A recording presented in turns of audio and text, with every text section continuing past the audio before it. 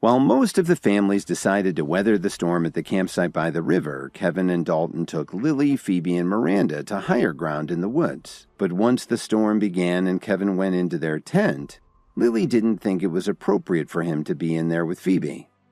"What's the problem? We're not on a date, it's a tent. Do you want me to go out there and get soaked? Or should I throw Dalton and Miranda out of their tent?" Kevin complained. He really didn't understand what Lily was thinking. How could she be worried about Phoebe's reputation instead of thinking about her own husband's comfort? "That's okay, Lily. It's such a heavy rain and it really wouldn't be safe for Kevin to go outside," Phoebe said quietly. Plus, she really didn't find the idea of staying in the tent with Kevin all that unpleasant. "See, Lily, Phoebe doesn't mind," Kevin said with a smile. Lily was at a loss for words. She just rolled her eyes at Kevin. This whole situation really made her feel uneasy. After that, the three of them lay down quietly and waited for the storm to pass. After an hour, the thunderstorm still didn't show any sign of letting up. Suddenly, Kevin remembered something and leaned over. "Kevin, what's going on?" Lily, who wasn't able to sleep at all, asked him cautiously. "Did you guys hear something?" Kevin asked in alarm. Phoebe listened carefully and understood right away. "It sounds like someone is calling for help." "Not good," Kevin replied as he quickly opened the tent zipper. Lily and Phoebe heard Kevin complain as soon as he stepped outside. "Damn, it's pouring." The rain was certainly very heavy and Kevin could barely see where he was going. He called out to the other tent. "Dalton, are you asleep? If you're awake, follow me down the hill. I think the rest of our group's in trouble." Suddenly there was another loud thunderclap. It sounded like the sky was being ripped apart. "Kevin? Nope, I'm not asleep yet," Dalton said as he quickly came out of his tent. Kevin called out to the women in both tents. "You three should stay up here. Whatever you do, don't go down to the river." It took more than 10 minutes for Kevin and Dalton to find their way down to the main campsite. They were stunned by what they saw. The river had risen at least 6 feet. Not only did it wash away the tents, but there were also some trees that had fallen, forming a natural dam. The rest of the group was treading water and holding tightly to the trees and bushes by the shore. They were trying desperately not to be washed away by the water. Fortunately, they had all had swimming lessons in their fancy pools, so they were safe for the moment. But they couldn't hold on much longer. "Kevin, you really should go into business as a fortune teller," Dalton said as he gave his friend an admiring look. "We can talk about that later. For now, let's find a way to get them all up here," Kevin said very seriously. He looked around and found 2 long vines that must have been 5 inches in diameter. Kevin stood next to a tree and threw the vines down to them. "Hey, can you hear me?" he yelled down at them. "I just threw you some vines. Pull yourselves up with all your strength." When they heard this, they all looked up at Kevin. Some of them suddenly remembered what Kevin had said earlier.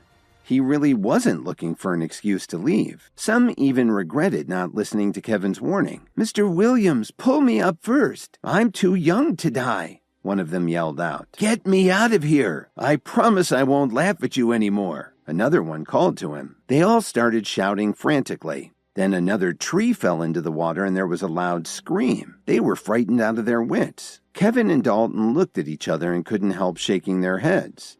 Sure.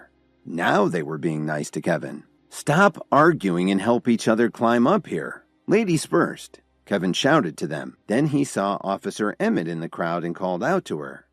"Why are you still waiting? Get up here." Officer Emmett was surprised when she heard this. She didn't expect that the first person Kevin saved would be her, but the vine had gotten very slippery from all the rain. It took Officer Emmett a long time to climb to safety. Just as she was about to lose her grip, Kevin reached out and grabbed her arm. Then he managed to get his other arm around her waist and helped her to the clearing. He'd saved her life. Seeing this, Blair, who was still in the water, suddenly shouted, "What are you doing? Watch where you put your hands." When Officer Emmett heard this, she got very angry with her fiancé. "What are you talking about, Sherwin? Just for that, you'll be the last one out," Kevin yelled. With Dalton's help, Kevin quickly pulled everyone to safety, except for Blair.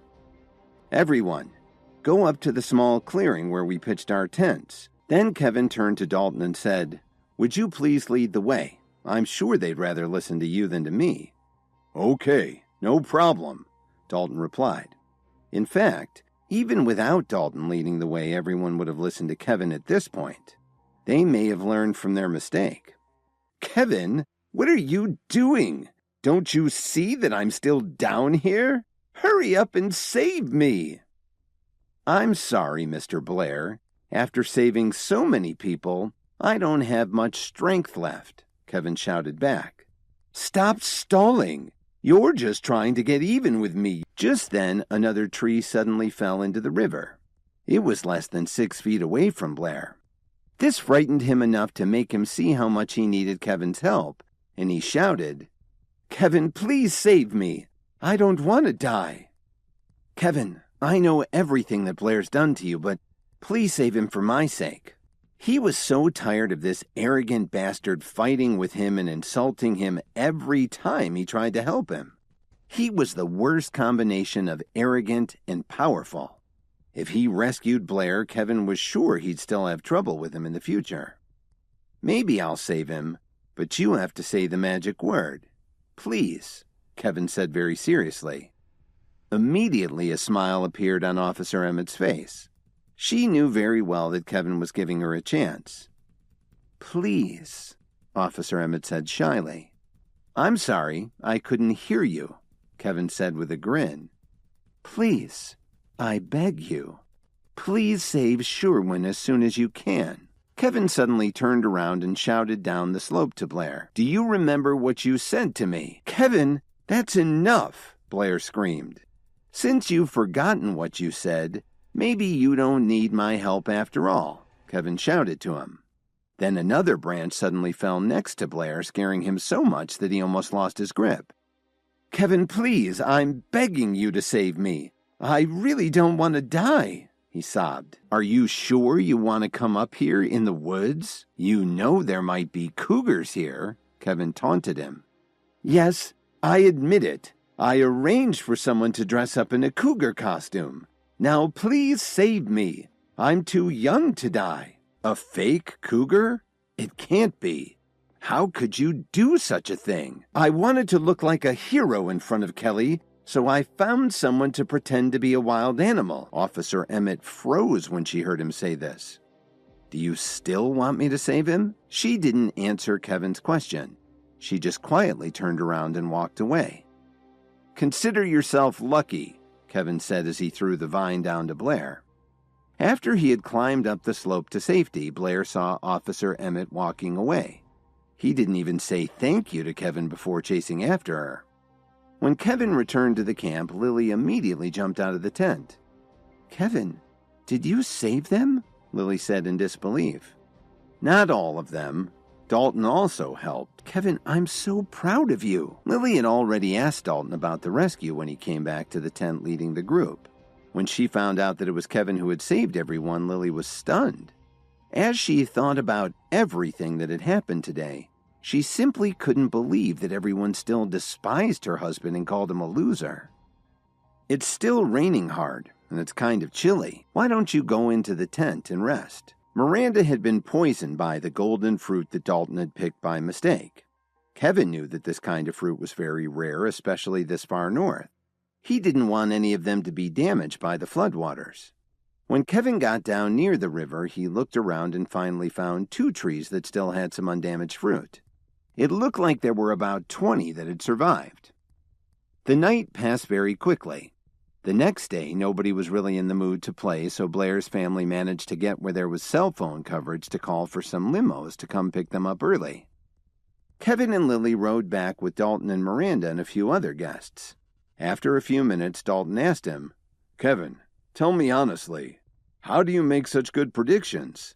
You're like a prophet or something. Miranda, who was doing a lot better now, also looked at Kevin with interest. I wouldn't go that far, Kevin replied nonchalantly. I only read a few books about these subjects when I was bored. Suddenly, the driver slammed on the brakes, tossing the passengers around in their seats. I'm very sorry about that, but there's a tree blocking the road. They all looked at where the driver was pointing, and sure enough, there was an enormous tree that had fallen across the road. There were also a few people standing in the road, scratching their heads and trying to figure out what to do. But Kevin thought to himself, Something doesn't look right. Please subscribe to the Pocket FM YouTube channel and press the bell icon for instant notification. Check out our channel for more such exciting shows.